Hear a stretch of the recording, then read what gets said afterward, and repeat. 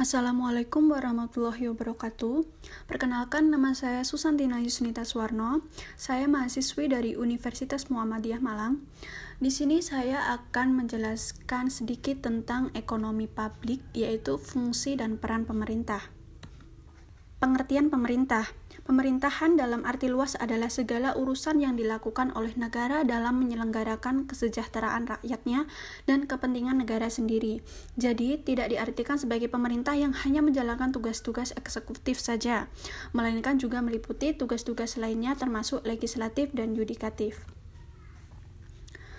Peran pemerintah. Menurut Adam Smith, dalam perekonomian kapitalis bahwa pemerintah hanya memiliki 3 fungsi, yaitu yang pertama ada fungsi pemerintah untuk memelihara keamanan dalam negeri dan pertahanan, fungsi pemerintah untuk menyelenggarakan peradilan, dan yang ketiga yaitu fungsi pemerintah untuk menyediakan barang-barang yang tidak disediakan oleh pihak swasta seperti halnya dengan jalan, dam-dam, dan sebagainya. Dalam perekonomian modern sendiri, peranan pemerintah dapat diklasifikasikan dalam 3 golongan besar. Yang pertama yaitu peranan alokasi, yang kedua peranan distribusi, dan yang ketiga yaitu peranan stabilisasi. Fungsi alokasi. Peran pemerintah dalam hal ini adalah menyediakan barang yang tidak disediakan oleh sektor swasta. Dalam hal ini, pemerintah bertugas untuk mengalokasikan sumber daya secara efisien, di mana alokasi sumber daya yang efisien dapat didefinisikan sebagai kondisi dalam struktur pasar, di mana semua sumber daya yang dialokasikan sedemikian rupa sehingga memaksimalkan laba bersih dicapai melalui penggunaan mereka. Yang kedua ada fungsi distribusi. Peran pemerintah dalam hal ini adalah berupaya untuk mendistribusikan pendapatan atau kekayaan agar supaya masyarakat sejahtera. Dan yang ketiga yaitu ada fungsi stabilisasi.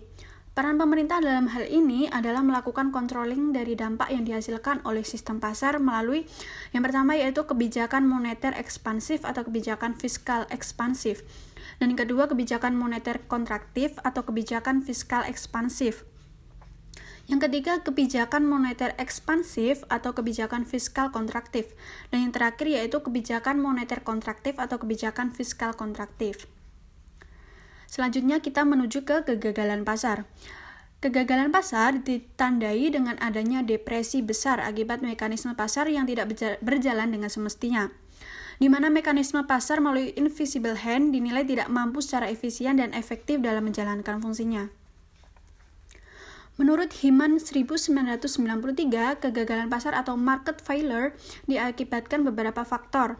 Yang pertama adanya common goods, adanya unsur ketidaksempurnaan pasar, adanya barang publik, adanya eksternalitas, adanya pasar yang tidak lengkap atau incomplete market, adanya kegagalan informasi atau asymmetric information, dan terakhir yaitu adanya ketidakpastian. Selanjutnya kita menuju ke kegagalan pemerintah. Dalam menjalankan peran-perannya, sebagaimana yang di atas, pemerintah tidak selalu berhasil. Kegagalan pemerintah dapat dikelompokkan menjadi 2 jenis, yaitu commotion failures dan failures of commotion.